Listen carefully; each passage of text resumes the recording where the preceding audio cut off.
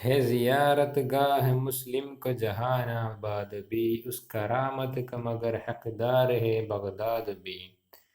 ഇതിൻ്റെ ഓർഡർ മുസ്ലിമിന് ജഹാനാബാദ് ബി ഡൽഹിയും സിയാറത്ത് ഗാഹ് ഹേ സിയാറത്ത് ഗാഹ് എന്ന് പറഞ്ഞാൽ തീർത്ഥാടന കേന്ദ്രം ആകുന്നു. കാരണം എന്താണെന്ന് വെച്ചാൽ അവിടെ ഒരുപാട് വലിയ വലിയ മഹാന്മാർ മറവിട്ട് കിടക്കുന്നു. പിന്നെ ബാക്കി ഉസ് കറാമത്ത് കാ ആ ഡൽഹിയുടെ ആ ഒരു മഹാത്മ്യം തന്നെയാണ് മഗർ ഒരുപക്ഷെ ഹക്ദാർ ഹെ ബഗ്ദാദും ഹക്ദാർ ഹെ അതിന് അവകാശമുള്ളതാകും ഈ ഒരു മഹാത്മ്യത്തിന്. ये चमन वो है खे था जिसके लिए सामान नाज. ये ചമൻ ഈ തോട്ടം വോ ഹെ അതാകുന്നു ഖേ എന്തെന്നാൽ ജിസ്കെ ലിയെ അതിനു വേണ്ടിയിട്ട് സാമാനെ നാസ് സാധനങ്ങൾ നടത്തണ്ട്. ഇവിടെ അടയാളങ്ങൾ നോക്കാം. അപ്പോൾ നാസ് എന്ന് പറഞ്ഞാൽ അഭിമാനത്തിൻ്റെ അടയാളങ്ങൾ അതിന് വേണ്ടിയിട്ടുണ്ട്. അപ്പോൾ ജിസ്കെ ലിയെ ഏതൊന്നിനു വേണ്ടിയിട്ടാണോ സാമാന നാസ് അഭിമാനത്തിൻ്റെ അടയാളങ്ങൾ ഉണ്ടായത് അത് യേ ചമൻ വോ ഹേ ഈ ഒരു തോട്ടം അതാകുന്നു. ഇപ്പോൾ പറഞ്ഞിട്ടുള്ള അഭിമാനത്തിൻ്റെ ഇതുള്ളത് അത് ഈ ഒരു തോട്ടമാകുന്നു. ബഗ്ദാദിനെ കുറിച്ച് പറയാം. ലാലയെ സഹ്റാ ജിസേ കഹ്തേ ഹൈ തഹ്ദീബെ ഹിജാസ്. ഇവിടെ ലാല എന്ന് പറഞ്ഞാൽ ഇവിടെ അവസാന ഹാവ് വരികയാണെങ്കിൽ അതിനെന്ത് പറയും? ഒരു ഉള്ളിൽ കറുപ്പ് അടയാളമുള്ള ഒരു തരം ചുവന്ന പുഷ്പത്തിനാണ് പറയാം. അപ്പോൾ ഇവിടെ ലാലയെ തൂർ എന്നൊക്കെ പറയുന്നുണ്ട്. അങ്ങനെ പറഞ്ഞാൽ തൂറിൻ്റെ തീ അതെന്ന് പറഞ്ഞാൽ. അപ്പോൾ അതേമാതിരി തന്നെ ലാലയെ സൊഹ്റ എന്ന് പറഞ്ഞപ്പോൾ എന്താവും? സൊഹ്റ മരുഭൂമിയിലെ തീ. അപ്പോൾ മരുഭൂമിയിലെ തീ എന്ന് പറഞ്ഞാൽ മരുഭൂമിയിലുള്ള വെളിച്ചം കാണിക്കുന്ന ഒരു സംഗതിയാണ്.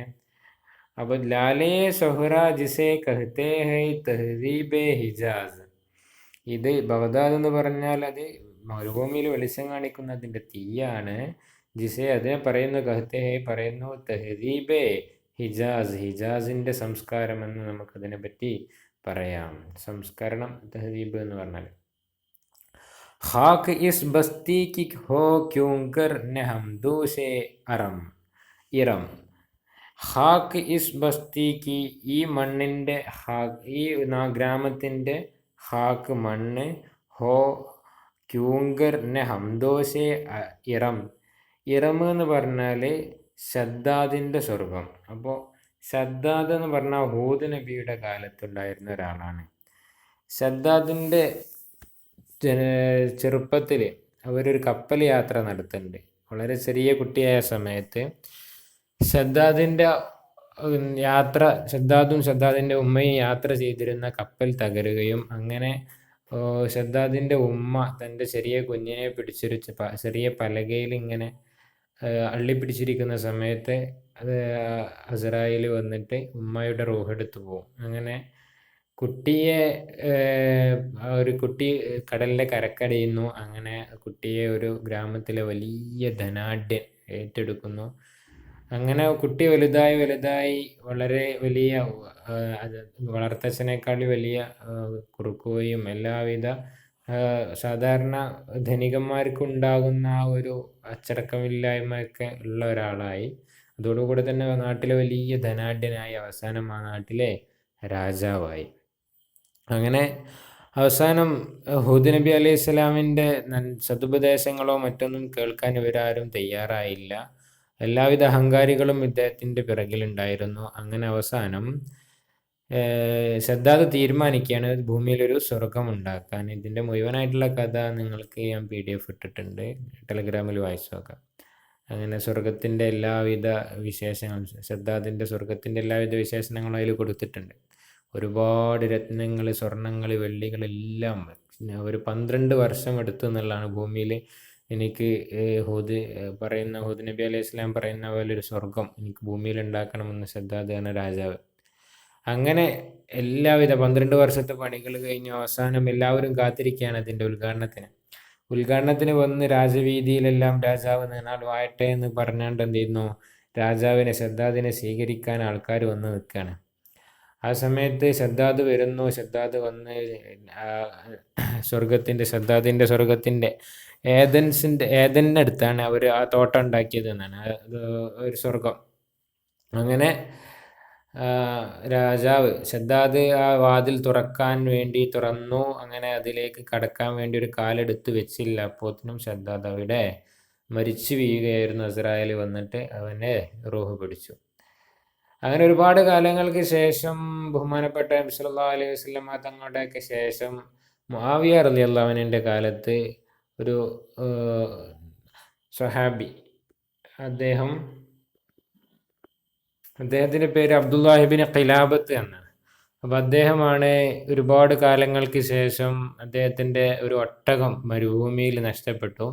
ആ സമയത്ത് ഒട്ടകത്തിന് തിരഞ്ഞെടുക്കുന്ന സമയത്ത് ഇങ്ങനെ ഒരു കൊട്ടാരത്തിൻ്റെ അവശിഷ്ടങ്ങൾ കണ്ടു. അദ്ദേഹം അങ്ങനെ അടുത്തെത്തി നോക്കിയപ്പോൾ ഒരുപാട് രത്നങ്ങളും വെള്ളികളൊക്കെ ഉള്ള ഒരുപാട് സ്വർണ്ണമൊക്കെ അദ്ദേഹം അതിൽ നിന്ന് വാരിക്കൂട്ടി, കഴിവിൻ്റെ പരമാവധി വാരിക്കൂട്ടി അദ്ദേഹം എങ്ങനെയൊക്കെ ഡമസ്കസിലെത്തി ഈ സംഗതിയൊക്കെ ആയിട്ട്. ആ സമയത്ത് മുആവിയ റളിയല്ലാഹു അൻഹു അദ്ദേഹത്തിനെ വിളിപ്പിച്ചു, കാര്യങ്ങളൊക്കെ അന്വേഷിച്ചു. അപ്പോൾ അദ്ദേഹം അങ്ങനെ ഇതിൻ്റെ സല്ലല്ലാഹു അലൈഹി വസല്ലം തങ്ങൾ ഷദ്ദാദിൻ്റെ കഥ പറഞ്ഞിരുന്നു. ഇത് തന്നെയാണ് ഷദ്ദാദിൻ്റെ കൊട്ടാരം എന്നുള്ളതൊക്കെ അവരങ്ങനെ തന്നെ ഇത് സ്ഥിരീകരിച്ചു. അങ്ങനെയാണ് നമ്മളിലേക്ക് ഈ ഒരു ഷദ്ദാദിൻ്റെ കഥ എത്തുന്നത്. ഓക്കെ, അപ്പോൾ ഹംദൂഷെ ഇറം എന്ന് പറഞ്ഞാൽ ഷദ്ദാദിൻ്റെ കൊട്ടാരം. അപ്പോൾ ഷദ്ദാദിൻ്റെ കൊട്ടാരത്തിൻ്റെ ഹംദൂഷ് എന്ന് പറഞ്ഞാൽ അതിൻ്റെ സമമായ. അപ്പോൾ ഈ നാട്ടിൻ്റെ മണ്ണ് എന്തുകൊണ്ട് ഷദ്ദാദിൻ്റെ കൊട്ടാരം എന്നാണ് പറഞ്ഞത്, ഷദ്ദാദിൻ്റെ സ്വർഗത്തിലെ മണ്ണിനോട് എന്തുകൊണ്ട് ഹാക്ക് ഇസ് ബസ്തിക്ക് ഹോ ക്യൂങ്കറിന് ഹംദൂഷെ ഇറം, ഇറമിലെ അതായത് ഷദ്ദാദിൻ്റെ സ്വർഗത്തിൻ്റെ സമമായിക്കൂടെ എന്തുകൊണ്ട് ഈ നാടിൻ്റെ മണ്ണ്, ഇസ് ബസ്തിക്ക് ഹാക്ക് ഈ നാടിൻ്റെ മണ്ണ്, ക്യൂങ്കർ എന്തുകൊണ്ട് നെ ഹംദൂഷെ ഇറം ഹോ ഇറമിൻ്റെ ഒരു സമമായിക്കൂടാ എന്ന്. അപ്പം അതാണ് ചോദിക്കുന്നത്. അത്രയും പരിശുദ്ധമായിട്ടുള്ള മണ്ണാണ് ബഗ്ദാദിൻ്റെ മണ്ണ്. ജിസ്നെ ദേക്കേ ജാനിശാനെ പയ്യമ്പർ കെ കദം, ജിസ്നെ ദേക്കേ ആ ഒരു നാട് കണ്ടിട്ടുണ്ട്, ജാനിശാനെ പിന്തുടർച്ചക്കാരൻ്റെ, പയ്യമ്പർ കെ കദം ബഹുമാനപ്പെട്ട റസൂൽ സല്ലല്ലാഹു അലൈഹി വസല്ലം തങ്ങളുടെ പാത പിൻപറ്റിയ ആളെ കണ്ട നാടാണത് അല്ലേ. ജിസ്കെ ഹുൻജേ ഥേ ചമൻ സാമാൻ വോ ഗുൽഷൻ ഹേ യഹി ഇത് തന്നെയാണ് വോ ഗുൽഷൻ ഹേ ആ ഒരു ഇത് തന്നെ വോ ഗുൽഷൻ ഹേ ആ ഒരു തോട്ടമാകുന്നു. ജിസ്കെ അതിൻ്റെ ചമൻ സാമാൻ അതിൻ്റെ തോട്ടങ്ങളുടെ അടയാളങ്ങൾ, ഹുൻജേത്തെ അത് പൂമൊട്ടുകളായിരുന്നു. അങ്ങനെയുള്ള ആ ഒരു തോട്ടം ഇത് തന്നെയാണ്. കാമ്പുത്താത്ത ജിൻസെ റോമ, കാമ്പുത്താത്ത വിറച്ചിരുന്നു ജിൻസെ അവരിൽ നിന്ന് റോമാക്കാരൊക്കെ വിറച്ചിരുന്ന രാജാക്കന്മാരൊക്കെ, റോമൻ രാജാക്കന്മാര്, റോമിലുണ്ടായിരുന്ന മഹാധീരരായിട്ടുള്ള രാജാക്കന്മാരൊക്കെ വിറച്ചിരുന്ന ആ രാജാക്കന്മാരുടെ ഉൻകമ ദുഫൻ ഹേയഹി അവരുടെ ദഫൻ ചെയ്യപ്പെട്ട സ്ഥലവും ഈ ഒരു ബഗ്ദാദിലാണ്. അപ്പോൾ ഈ ബിലാദെ ഇസ്ലാമിയാണ് നമ്മൾ പറയുന്നത്. അപ്പം ഇന്ന് ബഗ്ദാദിനെ കുറിച്ച് പറഞ്ഞു. നമുക്ക് നാളെ ഖുർത്തുബയെ കുറിച്ച് ഇൻഷാ അല്ലാഹ് അടുത്ത ക്ലാസ്സിൽ പറയാം. അസ്സലാമു അലൈക്കും വറഹ്മത്തുള്ളാഹി വബറകാതുഹു.